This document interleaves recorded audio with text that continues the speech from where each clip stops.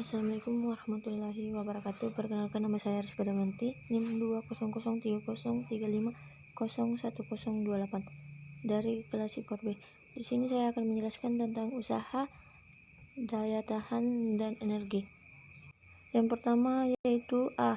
Usaha. Dalam kehidupan sehari-hari, istilah usaha selalu diartikan dengan jenis aktivitas yang tidak menyenangkan seperti main dalam mekanika. Bila usaha dilakukan berarti bahwa sebuah gaya telah diberikan untuk melawan tahanan dalam jarak tertentu. Dengan kata lain, usaha dalam istilah mekanika sama dengan gaya X jarak, karena jarak dilibatkan maka suatu yang terjadi dapat dilihat, dan sebuah benda atau seorang atlet bergerak dari suatu tempat ke tempat lain. Atlet memberikan gaya double, akibatnya double akan bergerak ke atas pada jarak tertentu. Sebaliknya, jika double itu disimpan pada suatu tempat dengan ketinggian dada, kemudian atlet mendorong atau menariknya dengan kontraksi stasis selama 10 detik, maka tidak ada usaha mekanis yang dilakukan karena double. Selanjutnya yaitu B. Daya tahan. Daya menunjukkan sejumlah besar usaha mekanis yang dilakukan selama selang waktu tertentu. Dalam kehidupan sehari-hari, kita sering menggunakan istilah tenaga kuda sebagai ukuran untuk kekuatan mesin, seperti yang digunakan dalam balap mobil. Suatu tenaga kuda berarti kemampuan sebuah mesin atau manusia untuk menggerakkan beban 550 sejauh 1 ft selama 1 detik. Seperti pada angkat besi, dua atlet mengangkat beban dengan berat yang sama. Salah satu atlet memerlukan 2 detik untuk mengangkat barbel ke atas kepala, dan atlet lain memerlukan waktu 1 detik. Keduanya mengangkat barbel dengan jarak yang sama. Dalam berbagai cabang olahraga, daya sangat penting karena aplikasi gaya yang lambat tidak akan memberikan hasil yang memuaskan. Hal ini terutama terjadi pada nomor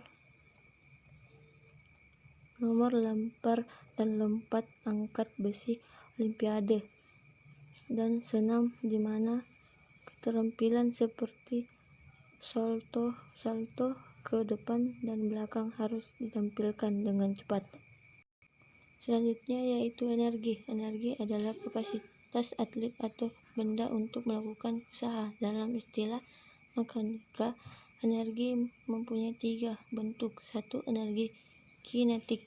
Energi kinetik adalah kapasitas sebuah benda, seorang atlet untuk melakukan usaha karena gerak. Semakin besar massa yang dimiliki atau semakin cepat bergerak, maka semakin besar kapasitasnya untuk melakukan usaha. Momentum dan energi kinetik. 2. Energi potensial.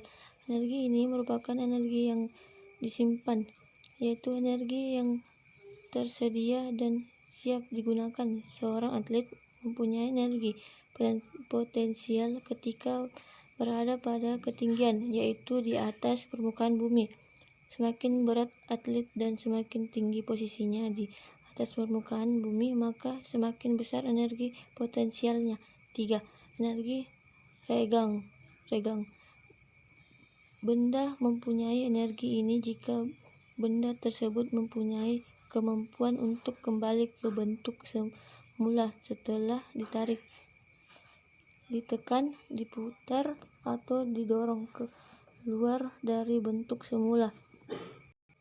Latihan fisik. Dalam melaksanakan lebih difokuskan kepada proses pembinaan kondisi fisik atlet secara keseluruhan, dan merupakan salah satu faktor utama dan terpenting yang harus dipertimbangkan sebagai unsur yang diperlukan dalam proses latihan guna mencapai prestasi yang tertinggi.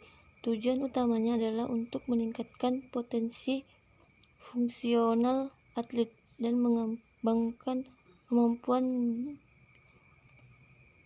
biomotor ke derajat yang paling tinggi. Selanjutnya, apabila kondisi fisik baik, maka 1.